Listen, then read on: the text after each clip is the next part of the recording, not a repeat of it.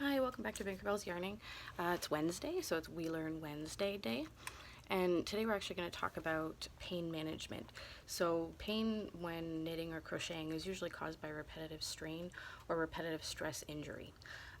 These can include carpal tunnel, tendinitis, cubital tunnel syndrome, de Quervain syndrome, thoracic outlet syndrome, intersection syndrome, golfer's elbow, which is the inside part of the elbow, and tennis elbow, which is the outside part of the elbow, trigger finger radial tunnel syndrome, ulnar tunnel syndrome, and focal dystonia. So that's just, I know that's a lot of terms and whatnot, but those are diagnosed symptoms. Now, if you have continuous pain that does not relieve when you stop knitting or crocheting, then you really should go see a doctor. Now, I'm not a doctor. I'm simply giving you information that I've picked up. Common symptoms of repetitive stress injury is numbness and pain, stiffness, swelling, and discomfort while using your hands. So it hurts when you knit or it hurts when you crochet. RSIs have actually been on the rise since the 1970s, and they're directly related to sitting at workstations and using data input devices, so typewriters and computers. And it's caused by sitting for long periods of time with poor posture, so when you're leaning forward with your shoulders hunched, and gripping too tightly. So if you hold your hook or your needles very tightly, that can actually cause strain in the hands and the wrists as well as the fingers.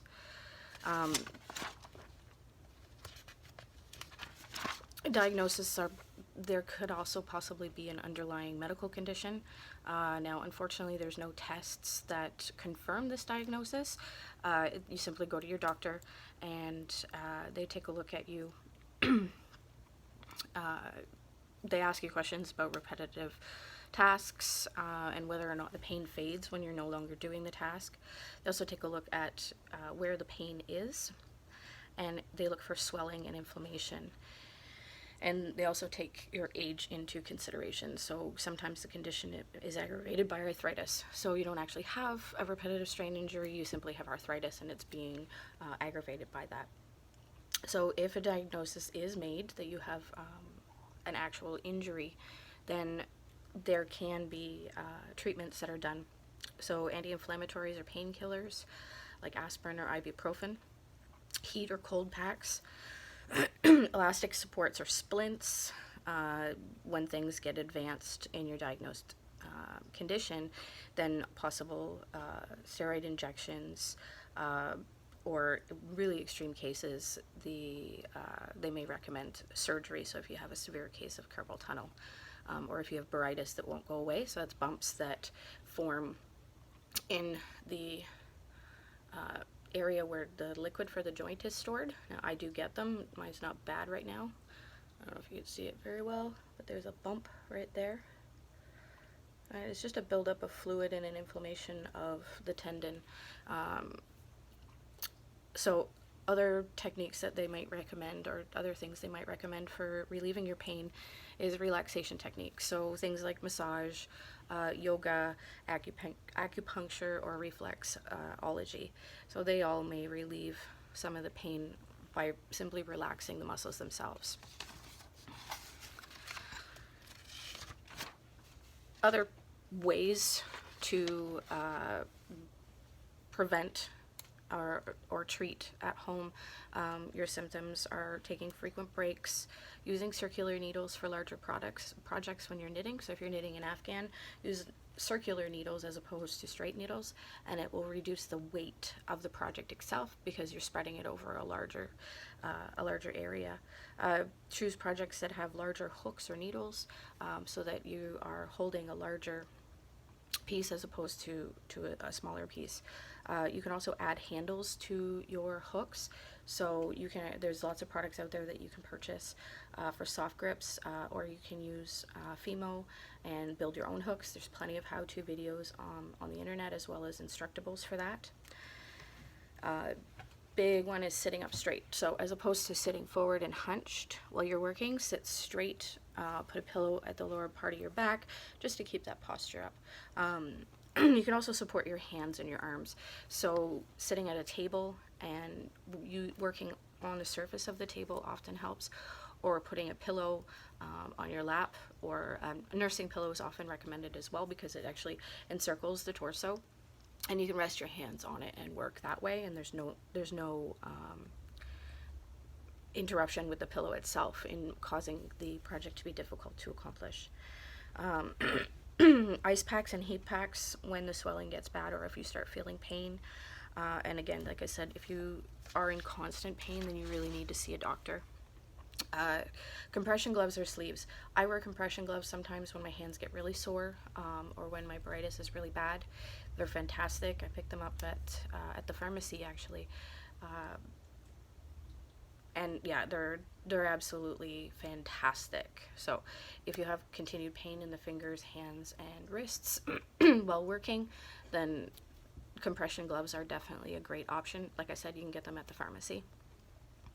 Light weight training to strengthen the muscles in your arms. So hit the gym, or if you have weights at home, even bags of sugar or flour, right? Just do simple weight training with light weights. There's plenty of videos online as well as instructables in order to help you increase the strength in your muscles and also to get them lubricated, so keep those muscles awake and moving. Also light exercise such as swimming or walking while swinging your arms, right? It gets the blood flowing through the muscles and it relaxes them over time. Other one of the big ones for me actually is stretching. So stretching is very, very important, especially when you're in for a long session. So simple stretches that you can do. So you tilt your head straight back, looking up at the ceiling, and then you press forward and you hold the back position for about 10 seconds, and this actually stretches the muscles in here, okay, which is where the pain comes when you're leaning forward like that. You can turn your head from side to side, and again hold this position for 5 to 10 seconds, and then switch the other side, right? And this actually stretches the back of the neck as well. Tilt the head to the shoulder, hold, and then do the other side, and hold, and again this stretches this part of the muscle here as well as into the shoulder. You can lift your shoulders to your ears as far as you can, hold it for 5 to 10 seconds, and again this stretches the back of the neck as well as the upper back.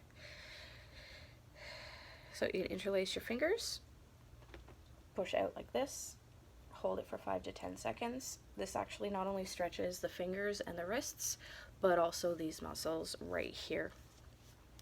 And if you stand straight or sit straight, again interlace your fingers, point them out and up like this, stretching in here as well as down here, and then your upper back muscles, right?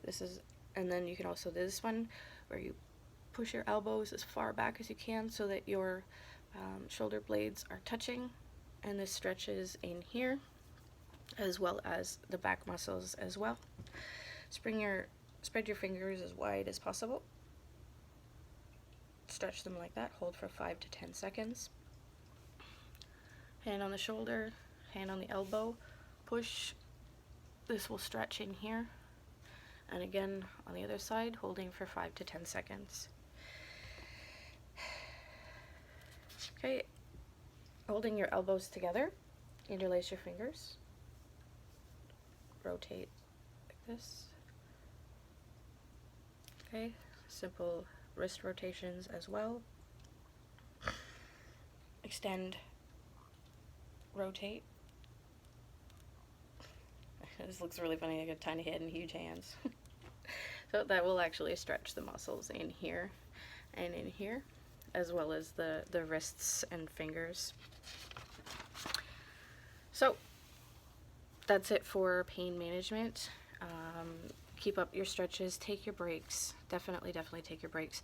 Go do something else for a few minutes on a regular basis, and you'll reduce further injury and the need to see a doctor. Do your stretches though. I can't stress that enough, because sitting in one position for a long period of time is very hard on the body, as well as the repetitiveness of this. Right? If you knit English, try continental. There's actually less hand movement and arm movement when doing that. There is some knit videos in my playlists that will show you how to knit continental or English style. So instead of throwing the yarn, continental picks the yarn. So you actually pick up the yarn like this, as opposed to doing this. So that reduces the strain and the stress on this arm. And because it's such a simple action, just right, you just click this, and it's one finger, so you have far less movement in it. So if you have any other ideas, or you have things that work for you for pain management, or for stretches or exercises that help reduce the pain or increase the muscle use, leave a comment and stay active. We'll see you later.